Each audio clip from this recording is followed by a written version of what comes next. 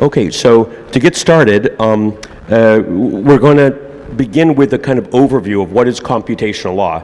So a lot of the action today is about blockchain.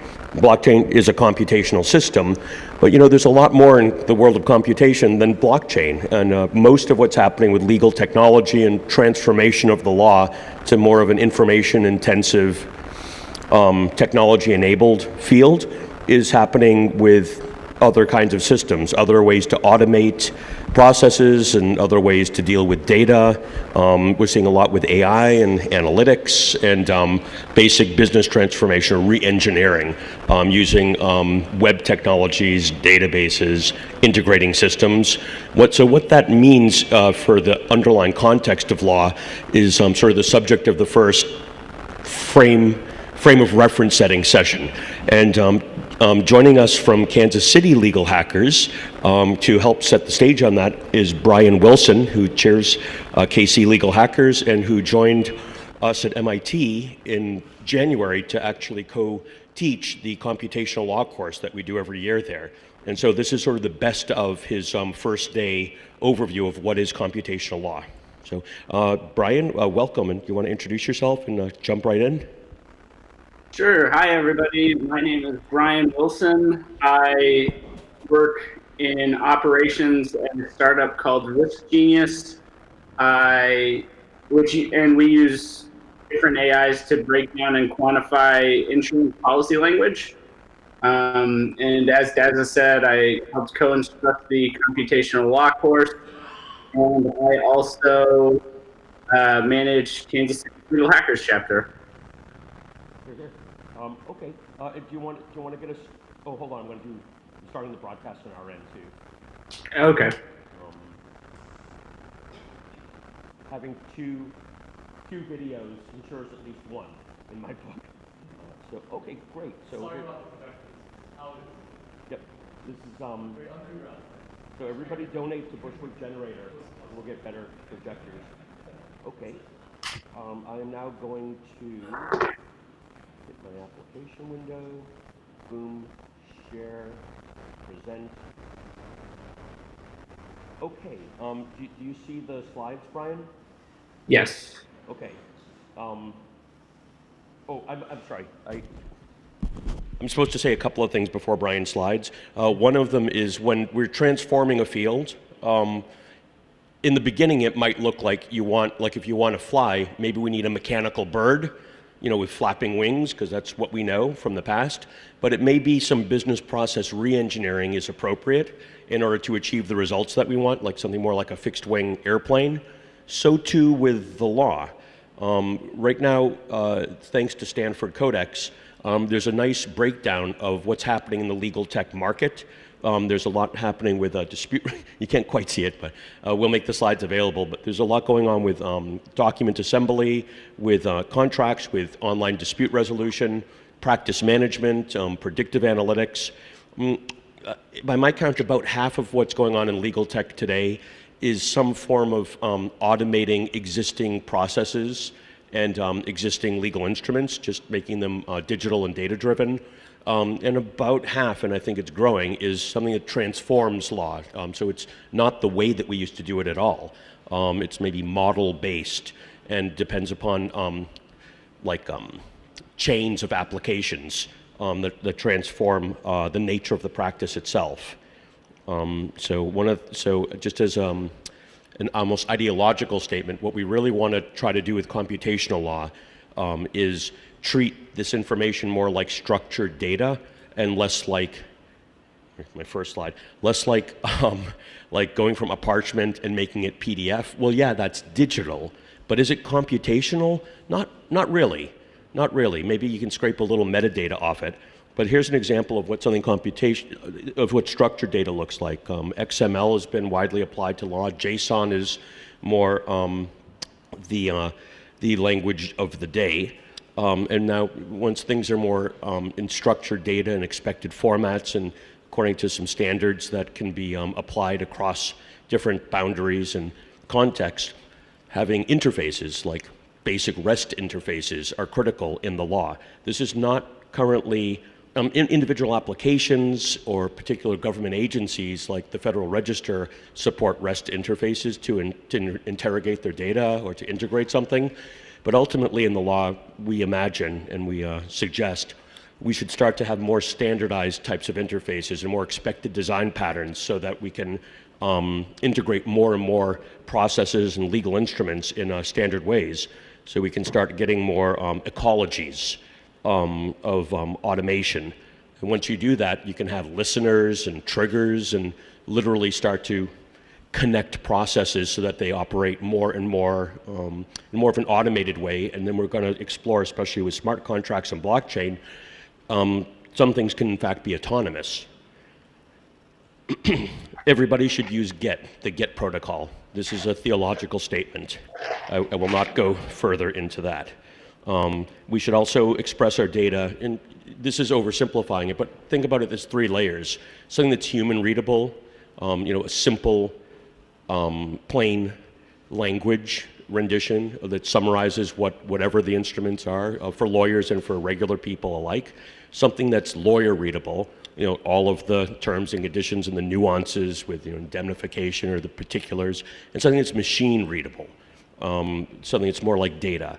So this is best practice, I'd say now, for expressing everything from statutes and regs to contracts and other legal instruments, and having a better sense in the law of what how to display data, not only with dashboards and things like that, but also the user experience, so that it's more of a human-centered experience is going to be critical.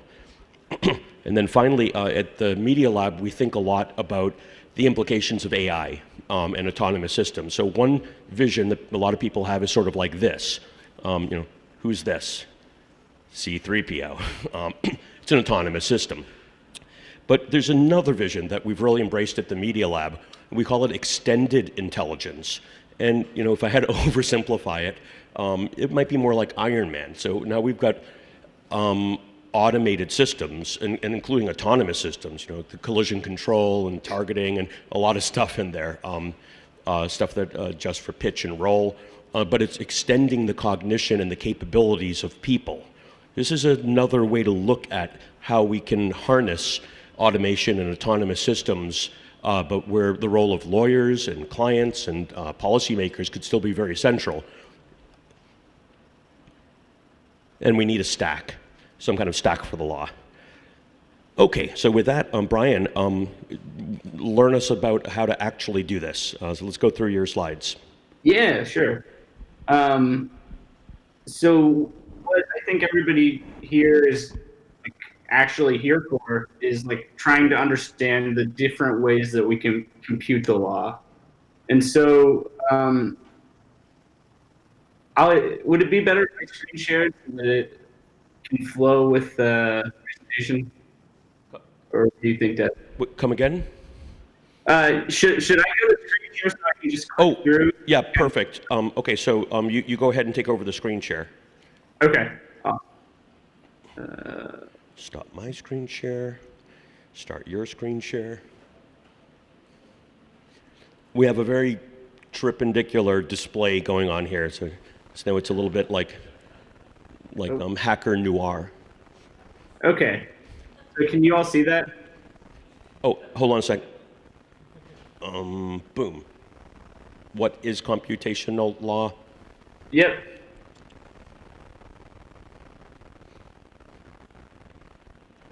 Okay, you're up. Okay, perfect. Okay, so as I was saying, I think everybody here is kind of gathered to better understand the different ways that we can compute the various legal functions that allow our society to kind of operate at an optimal level. And so what does that look like? Michael Guinness, Codex, kind of came up with this idea that computational law is that branch of legal informatics concerned with the mechanization of legal analysis. And this can be done either by humans or machines. And in the paper where he kind of set this out, he likened it to having a cop in the backseat that can let you know about the regulations like speed limit, whether or not you're able to make a U-turn, and kind of really contextualizing the way that could look. And so, looking forward, there are a lot of possibilities out there. And so many of the lawyers and legal scholars and anybody who's kind of been familiar with legal writing will know this is kind of a structure that exists for like breaking down and writing about the law. You have an issue, you apply some rule to that issue, you analyze the way that that rule should be inferred based on the context around you, and then you arrive at a conclusion. With computational law, there's kind of a similar structure that we can derive.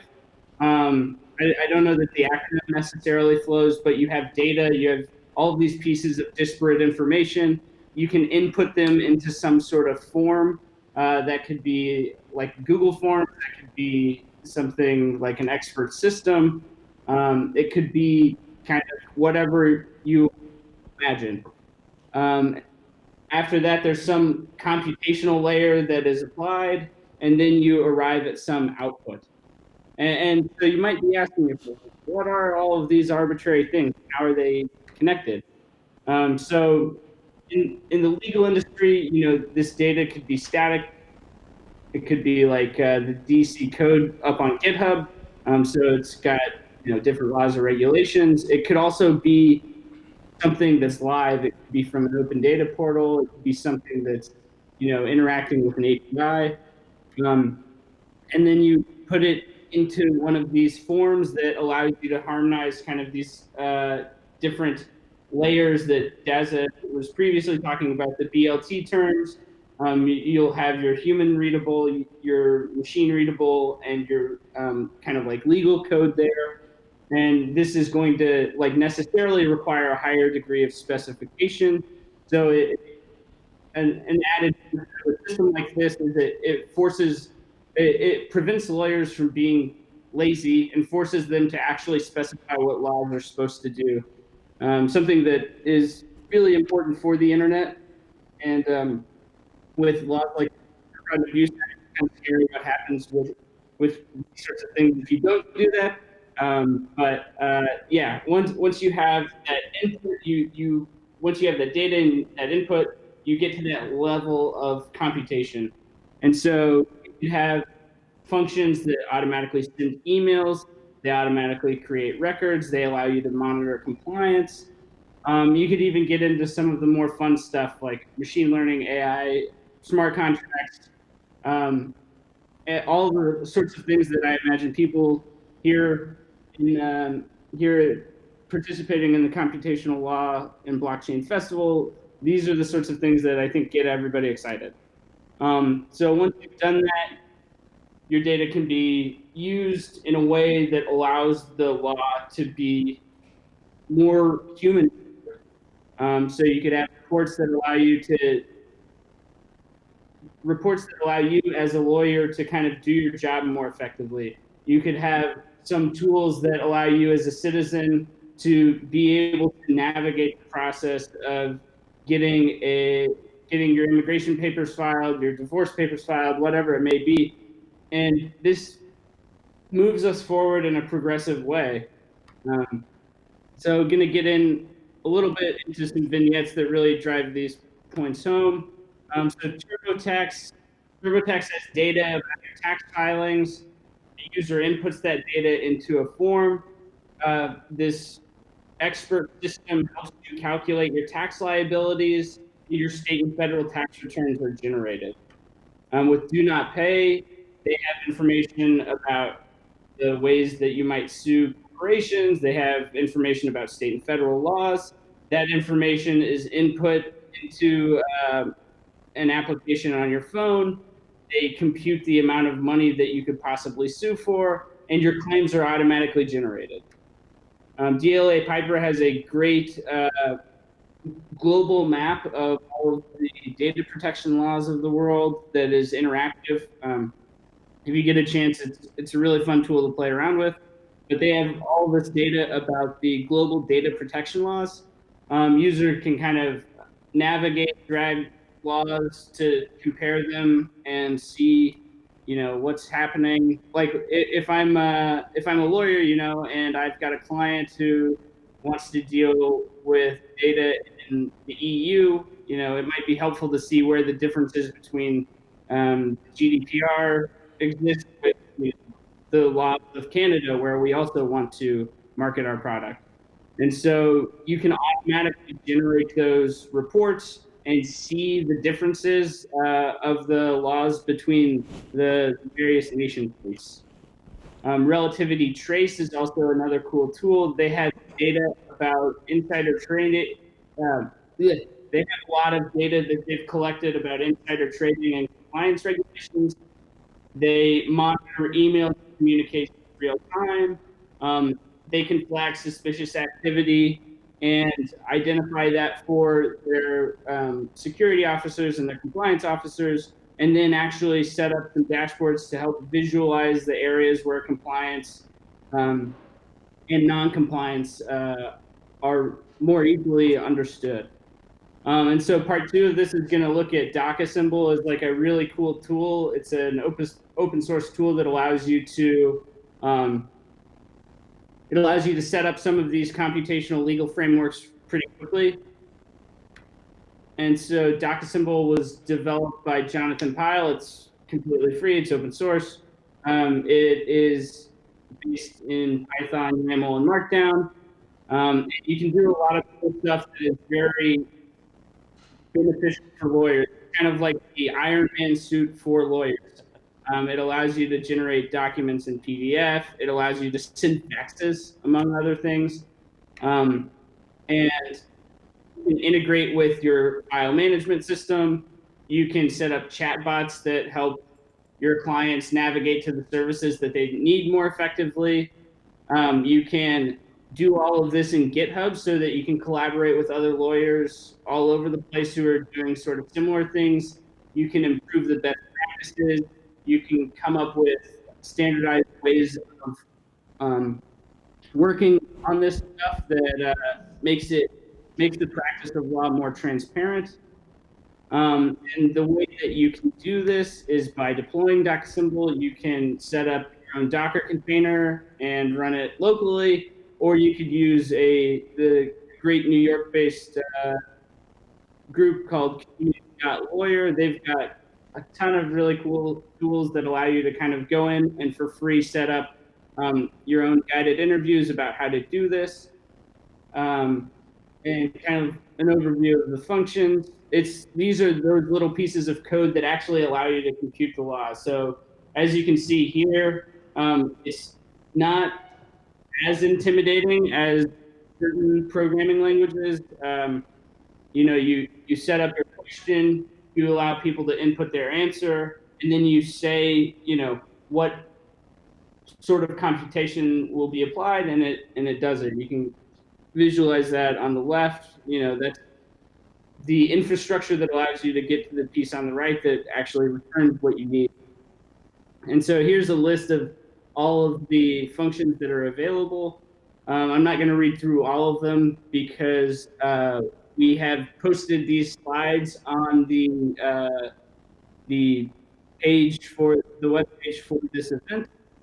So feel free to check these out when you have a chance, and you can kind of learn more. All of the links are working. But yeah, you can take data. You can walk through this guided interview. You can generate advice letters. You can generate complaints for custody. You can generate certificates of incorporation. And if you ever have questions, you can collaborate with other people who are doing the same stuff on GitHub. Dazza has Slack that's open for everybody. And I don't know if they're at this event, but Community Lawyer, again, is another great group that you can reach out to here. And with all of that, I think that's everything that I had. I'll hand it back over to Dazza. Okay, perfect. Thank you, Bryan. That was awesome as usual. So before we move on with the program, let's just pause for a moment to see if there's any feedback or questions about all of that. So, and we can use the mic for questions. So questions are not mandatory. Oh, here we go. One in the back. Two in the back. Great. I heard you mention what I thought was a New York City resource called Got Lawyer, and I couldn't turn that up quickly searching. Maybe I misheard. Did you hear that, Brian? Did you Sorry, mention? no, I missed. Did you mention a resource called Got Lawyer? I do not believe so. I can look it up real quick. Sorry, so it was something you had mentioned for help in getting this set up, a type of community organization. Oh, sorry. What's the group that's doing the GitHub for doing DocAssemble for lawyers? Yeah, it's called community.lawyer. So if you just type into your browser the word community, and then you put a period, and then you type the word lawyer, it will take you there. Come again? Oh, so we may have a community.lawyer named Mike here today. It's definitely worth checking in if you guys aren't familiar with DocAssemble or the legal-facing instance of that with community.lawyer. Definitely get this onto your radar. If folks are interested in DocAssemble and Community Lawyer, we will be hosting on June 21st at Brooklyn Law School full-day workshopping on using DocAssemble. And Community Lawyer will be very active. Community Lawyer essentially has built an overlay, user-friendly overlay on top of DocAssemble. And one of the best parts of this is the integrations. So that long list of integrations, some of those could be oracles or inputs or outputs from blockchain. Yes? Thank you very much for the introduction to computational law. This is the first time I personally have learned the term exists. So being very greenfield here, please allow me to ask a rather simple, what I think is rather simple question. And if it is too simple, please forgive me. Who are the sort of main stakeholder groups in computational law? So did you hear the question, Brian? Who are the main stakeholder groups in computational law? It's a good question. The main groups that I'm familiar with, I mean, we're doing some stuff with the computational law course. All of that is available online. I know Stanford through Codex has a research group that's devoted to like computational legal functions. There are some different government branches around the world who are doing stuff with this. There are a handful of other groups. I could pull up and add to the slides some of these groups, and I'll make a note to do that so that people can better connect with them. Great. Also, something that comes to mind is the American Bar Association Legal Analytics Committee has got a whole cluster of people doing things. A long-standing group that's been around for decades is AI and the Law Conference. It's more academics, but that's a whole different stakeholder group. And actually, if you go to Codex and look at the index of legal tech, so go to Stanford Law or search Stanford Law, Codex, and Index, they've got a terrific directory of all the startups. So that's another stakeholder group of providers of tools and services and applications. And that's broken down according to kind of area of law and also type of technology. Exactly. There are literally hundreds, if you go to that site, of legal tech startups that are in some way associated with computational law. I would also say that Codex, can't speak for all of Codex, but there's very much the opinion that this is kind of the next step in the evolution of legal practice. And obviously, different segments of computational law, the timing is different. It's not going to happen all at once. But anything from even, let's say, legal service, making that more of I would say, an egalitarian, more wider access rather than a privilege, right?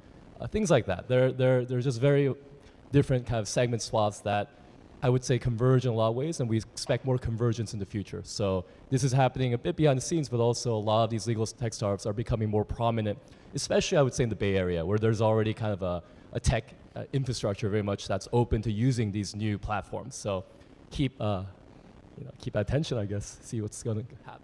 Yep, the Bay Area, and also geographically, I think we should point out Toronto is just a hot spot. It's a hub of innovation with legal tech. I think owing partly to outflow and collaborations with McGill, but I don't know exactly why. But it's the perfect storm of legal tech right now. A lot of startups, a lot of new ideas.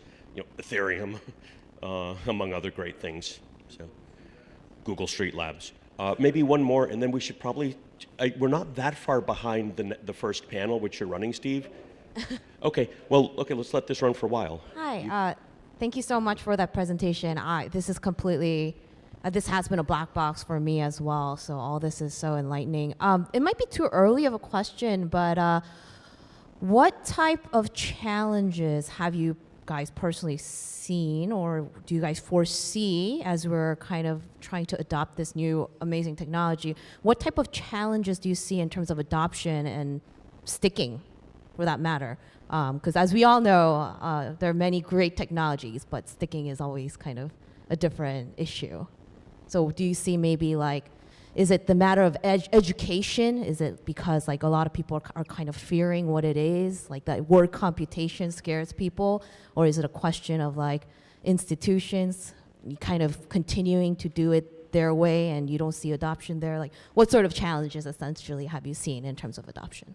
So the question, Brian, was what kind of challenges have we seen for adoption? And I could get us started. At a high level, one thing to bear in mind is that the law is, obviously law is its own field, so we have, training and, regulation and licensure, but very much, I think the overall context is law is part of, it's like marbled in every other sector of the economy and part of society. So when you look at commerce, or you look at industrial systems, you look at public sector systems, they're not primarily about law, but law is sort of one part of the stack, and maybe not the big decision makers on when do we choose to migrate to a new IT system and what are the priorities for those systems. The terms and conditions and things have got, exist, but it's hardly driving the design of the systems.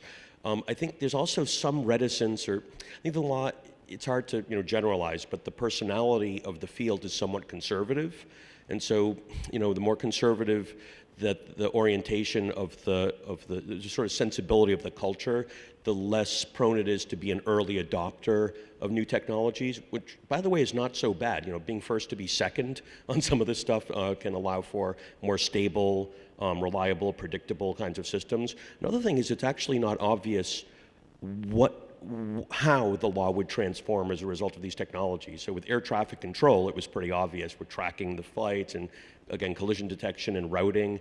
And with factory automation, it's pretty obvious. With the law, there's so many facets of law, and I think most of how the law is going to transform has not yet been invented. So some of it is just figuring out as we go. We're sort of re-engineering the bicycle while we're riding it.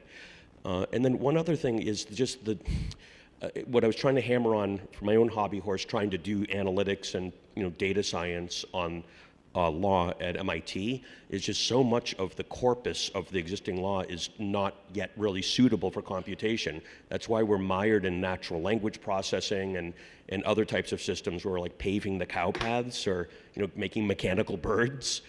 So starting like at the essence, or like the DNA at the design phase of structuring our legal instruments and our rules and our processes so that they are like structured data that's computable, is another barrier to adoption, I think. Do you want to extrapolate on that, Brian? You're very much in the front lines in your startup.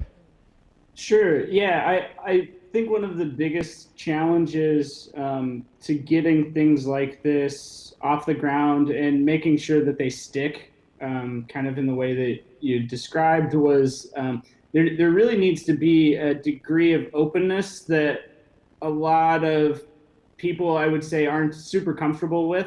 I mean, looking back at how the internet was able to thrive, it wasn't really until they adopted the open standards of protocols that you could really see the true potential of the internet to connect people, to allow people to share ideas back and forth. And I think with kind of these AI and computational ways of thinking, it's very similar.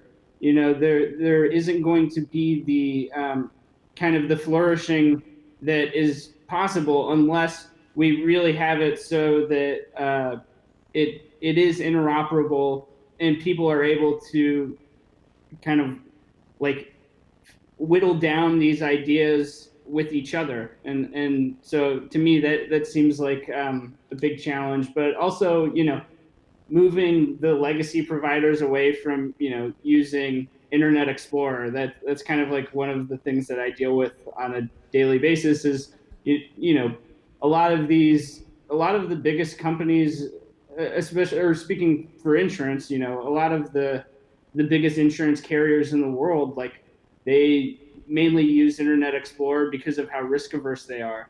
And so, until people are willing to do these things, until people have kind of like a playground where they can, experiment with these sorts of ideas in ways that prevents them from losing risk, and until people can kind of like audit and like reduce that degree of, you know, opacity such that, people can understand and like see, okay, if I put this in and it spits this stuff out, that really is a good thing, and it's not sentencing people for unnecessarily long amounts of time because they're a certain race, they're a certain gender. And so I think being able to kind of actually experiment with these sorts of things scientifically is something that will allow it to flourish and like kind of maintain itself as a like cool innovation for how we move forward. Yeah. So I think why don't we take a couple more questions, you and then Brendan. But one thing I'd like to note on that last note that Bryan mentioned. So the first thing he said, which is I wish I had said in retrospect, was we need something more like open standards, and from open standards, like dominoes, many of the other barriers or inhibitors to adoption, I think, will start to fall that I'd mentioned. But the last thing he said is more of a scientific approach. So, one of the two words in data science is science. And so on that note, Bryan and I and Jonathan and other people are banding together at MIT Media Lab from the Human Dynamics Group to launch on April 27th the MIT Computational Law Report. So it'll be sort of like a journal. It'll have articles, but the reason we're calling it a report is it's also going to have some rich media like podcasts and interviews, but also like a data playground. So what we're starting, you'll see on the submission button, one of the things you can submit is your projects or your or data science, and so we'll be looking to get the underlying data that you used, what the scripts or the the Python notebook or whatever it was, and what versions of software you used, just so we can see if we can get reproducibility. Could we reproduce the same results you had, and that way have more of a scientific method applied to the underlying algorithms and the other types of software. This is some of why we feel we can rely upon science in other sectors of the economy, and when we have this type of rigor in the law using data science and other automation and methods, computational methods, then we may be able to have a more reasonable, a valid and just basis to use it for things like sentencing guidelines or like other very sensitive areas of law. But right now, there's understandable reticence to do that because it's still quite buggy. So the idea of introducing science methods into the data science of law, we really want to underscore, and we want to try to do our part at MIT, and we hope you'll all do your part as well. So two more questions, you, and then Brendan, and then where's Steve? And then let's get into the first panel. Okay, so you're up. Thanks. So it seems to me like the community lawyer and open law projects are premised on the idea that the benefits of open source philosophy map onto computational law and perhaps also the practice of law. And so I'm wondering whether the panel agrees with that premise, and if so, why? I don't know if I understood the premise. So the premise is that the benefits of open source software development and principles will also apply to essentially the practice of law. Oh, I got you. Did you hear that? Yeah, I think that's right. I mean, there's been the litigation recently with the information. I think it was with Pacer. They're charging too much for that, and it's really increasing the kind of like digital divide that has led to all of the access to justice problems that have arisen. You know, people don't have the tools to empower themselves. You know, it's like everybody has to go to a restaurant to order, you know, their legal services when they could go to a grocery store and find tools and ingredients that they could use themselves to, you know, solve their legal issue to the extent that they need it solved. You know, it's kind of like a monolithic sort of world out there, and it can be more dynamic. And I think the openness, especially around the information about how the law is, like what the law is, how it's applied, I think that's critically important for, you know, moving forward in a meaningful way. Could you pass the microphone to Brendan? And I'd extrapolate on that a little bit, which is with so you zeroed in on open source.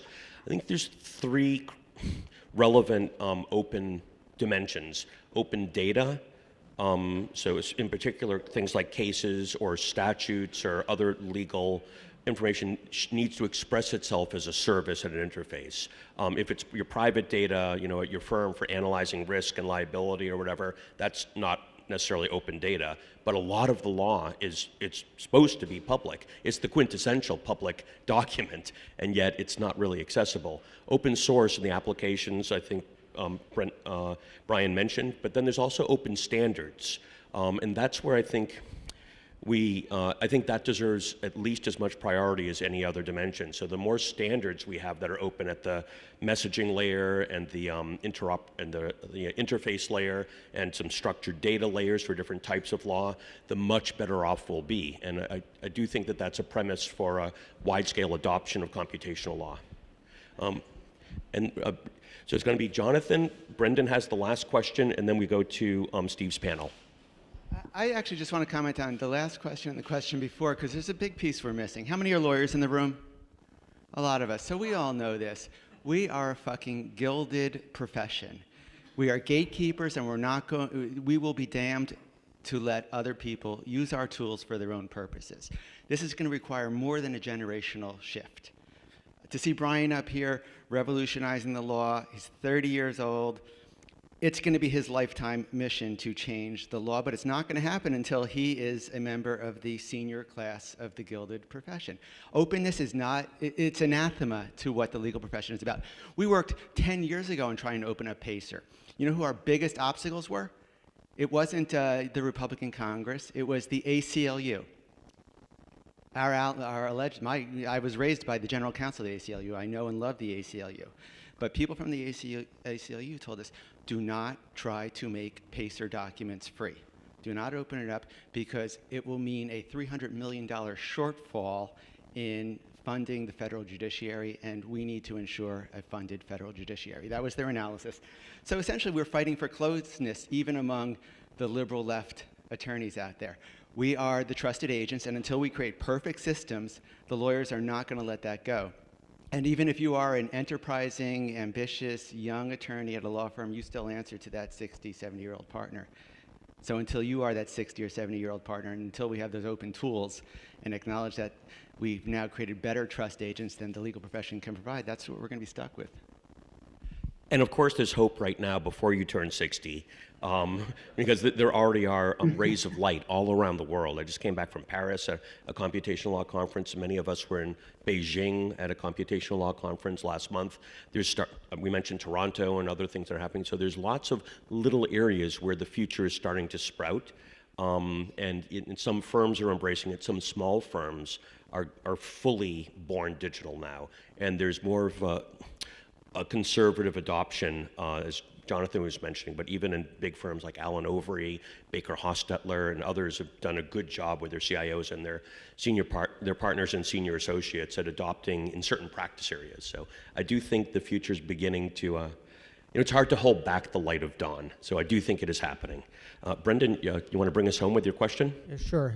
Brendan Marr here. The question was about stakeholders. These contracts are going to touch everybody, every aspect of society, everything, nothing is going to be left untouched. But the way to think about it is that we're not going to have people just calling up their lawyer and writing contracts. It's not going to happen that way. What is going to happen is that you in this room are going to get paired up with entrepreneurs, and you're going to write the stuff on the back end of platforms to go out and touch and bring this stuff to billions of people. And that's how I believe it's going to happen.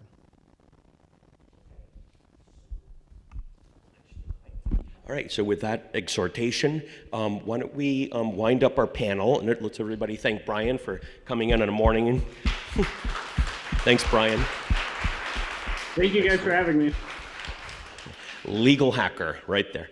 And Steve, could you want to